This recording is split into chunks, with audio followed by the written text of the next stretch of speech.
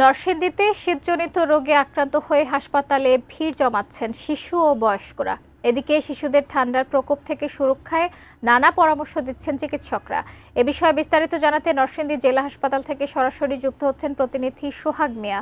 সোহাগ, শীতের কারণে তো বয়স্ক এবং শিশুরা হাসপাতালের দিকে ঝুঁকছেন এবং শীতজনিত রোগবালাই বাড়ছে। এ নিয়ে চিকিৎসকরা কী ধরনের পরামর্শ দিচ্ছেন এবং হাসপাতালের প্রস্তুতি কেমন দেখতে পাচ্ছেন জানাবেন। শাকিলা, ধন্যবাদ। নরসিংদীতে শীতজনিত রোগীর সংখ্যা দিন দিন বেড়েই চলেছে। আমি রয়েছি নরসিংদীর 100 শয্যা বিশিষ্ট জেলা হাসপাতাল। এই হাসপাতালে ঘুরে আমরা যেটি দেখতে পেয়েছি যে এখানে নারী, শিশু, বয়োজ্যেষ্ঠরা জ্বর, ঠান্ডা, সর্দি, কাশি, বিশেষ করে ঠান্ডাজনিত যে রোগ রয়েছে সেই রোগ নিয়ে তারা এখানে ভর্তি হচ্ছেন। নরসিংদীর এই 100 শয্যা বিশিষ্ট জেলা হাসপাতালে 100 শয্যার বিপরীতে গত 24 ঘন্টায় প্রায় 189 জন রোগী এখানে ভর্তি হয়ে তারা চিকিৎসা সেবা নিচ্ছেন। অতিরিক্ত রোগীর এই চিকিৎসা সেবা দিতে গিয়ে চিকিৎসকদেরকে হিমশিম খেতে হচ্ছে।